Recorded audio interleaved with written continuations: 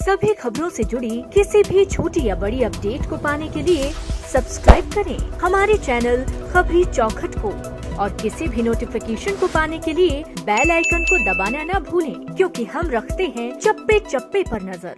अमिताभ बच्चन की milestone film जंजीर की रिलीज को 47 साल पूरे हो चुके हैं। 11 मई 1973 को रिलीज हुई जंजीर वो फिल्म थी जिसने 4 साल के संघर्ष के बाद अमिताभ बच्चन को स्टारडम का स्वाद चखाया था।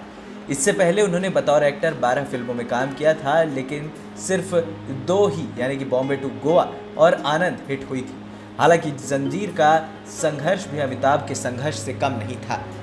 अमिताभ बच्चन से पहले जंजीर धर्मेंद्र, देवानंद और राजकुमार को ऑफर हुई थी, लेकिन ये शायद अमिताभ की किस्मत थी कि तीनों में से किसी के साथ भी प्रकाश मेहरा इस फिल्म को फ्लोर पर नहीं ला पाए। मेहरा ने एक इंटरव्यू में पूरी कहानी सुनाई थी।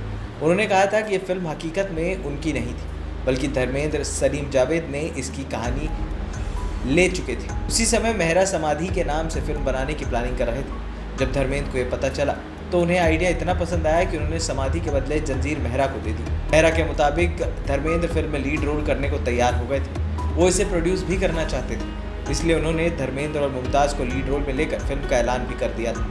यही वो वक्त था जब मेहरा ने जाने माने लेखक के नारायण से कहानी किस्मत की का आइडिया खरीदा था। धर्मेंद्र को भी ये सब्जेक्ट पसंद आया था। बकौल मेहरा, धर्मेंद्र ने कहा कि ये आइडिया फिल्म इंडस्ट्री में उनके गॉडफादर अर्जुन हिंगोरानी को दे दें तो जंजीर में पूरा सपोर्ट वो देंगे।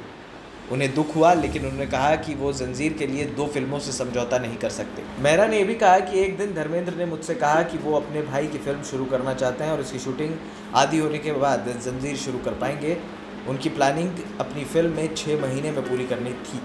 उन्होंने कहा कि मैंने उन्हें बहुत मनाने की कोशिश की, लेकिन शूटिंग डिले हो गई, लेकिन वो तैयार नहीं हुए। मैं लंबा इंतज़ार नहीं कर सकता था। एक दिन धर्मेंद्र के साथ बैठकर शांति से बात की तो इस बात पर सहमत हुए कि वो अपने व्यस्त शेड्यूल के चलते ये फिल्म नहीं करेंगे। प्रकाश मेहरा के मुताबिक जब धर्मेंद्र ने फिल्म छोड़ दी तो वो देवानंद के पास गए। उन्हें कहानी पसंद आई, लेकिन उन्हें इसमें गानों की कमी खली। उन्होंने फिल्म में 3-4 गाने डालने के लिए कहा, लेकिन मेहरा इस बात के लिए तैयार नहीं हुए। इस पर देवानंद ने फिल्म करने से इनकार कर दिया। देवानंद के बाद मेहरा राजकुमार के पास जंजीर का ऑफर लेकर गए। उस वक्त राजकुमार मुमताज़ के मद्रास में एक फिल्म शूटिंग कर रहे थे। राजकुमार को फिल्म इतनी पसंद आई कि वो अगले दिन ही शूटिंग करने के लिए तैयार थे, लेकिन वो चाहते थे कि मेहरा इसे साउथ इंडिया में ही शूट करे ताकि उनका मद्रास का शूट भी जारी रह सके। हालांकि फिल्म की कहानी बॉम्बे की थी, इसलिए मेहरा ने राजकुमार की शर्त नहीं मानी। मेहरा की माने तो 3 सुपरस्टार्स ने फिल्म ठुकरा दी तो वो तनाव में आ गए थे। तभी एक दिन प्राण ने उन्हें अमिताभ बच्चन को फिल्म में लेने की सलाह दी। मेहरा ने कहा कि प्राण ने मुझसे कहा कि अमिताभ को बॉम्बे टू गोवा में देखने के बाद मेरी गट फीलिंग है कि वो भविष्य का स्टार है। खासतौर पर मैं भी फिल्म में शत्रुघ्न सिन्हा के साथ अमिताभ के फाइट सीन के इम्प्रेस था। अमिताभ की आंखों में इमोशंस को देखकर मैंने उन्हें सिलेक्ट कर लिया। मैंने सोचा कि मुझे इस इंसान को अपनी फिल्म में एक ब्रेक देना चाहिए। प्रकाश मेहरा की माने तो जब उन्होंने अमिताभ की अपनी फिल्म के लिए सिलेक्ट किया तो उनकी खूब आलोचना हुई थी। फरवरी 1973 में अमिताभ मुमताज़ स्टारर बंदे हाथ फ्लॉप हुई थी। तभी लोगों ने कहा कि जंजीर का सफल होना नामुमकिन है। वहीं अमिताभ खुद भी बंदे हाथ की सफलता के बाद परेशान थे और उन्होंने मेहरा को कहा था कि अगर जंजीर भी फ्लॉप हो गई तो अपने गृहनगर इलाहाबाद वापस चले जाएंगे। जंजीर में अमिताभ की सिलेक्शन के बाद भी मेहरा का संघर्ष खत्म नहीं हुआ। उन्हें बड़ा झटका तब लगा जब हीरोइन मुमताज़ ने शादी का फैसला कर फिल्म में काम करने से इनकार कर दिया। हालांकि खुशकिस्मती से उसी वक्त मेहरा एक अन्य फिल्म में जया भादुरी के साथ काम कर रहे थे। अमिताभ ने जया से कहा कि कोई भी हीरोइन उनके साथ काम नहीं करना चाहती। तब जया ने उनसे कहा कि वो मेहरा को उन्हें अप्रोच करने के लिए कहें। इस तरह जंजीर की कास्टिंग पूरी हुई। मुझ पर हंसते थे और कहते थे कि ये लंबा बेवकूफ़ हीरो कौन है। अमिताभ रोते थे। वो उन दिनों मुझे सर कहते थे, लेकिन मैंने कहा कि उनका प्रोफेसर या टीचर नहीं था, मैं उनका डायरेक्टर था। तब उन्होंने मुझे लल्ला कहना शुरू किया।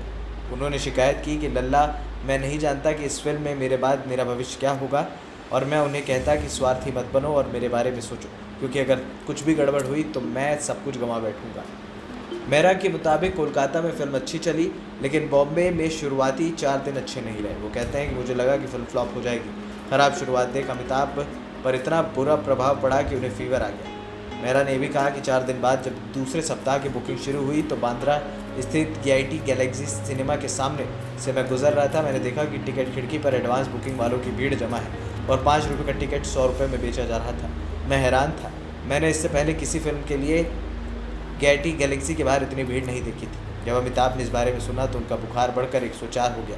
दरअसल उन्हें यकीन ही नहीं हुआ कि वो अब स्टार बन चुके थे। हालांकि इसके बाद अमिताभ बच्चन ने एक से बढ़कर एक सुपरहिट फिल्में दी, जिसमें शोले और डॉन जैसी फिल्में प्रमुख थीं। खबरी चौखट की रिपोर्ट।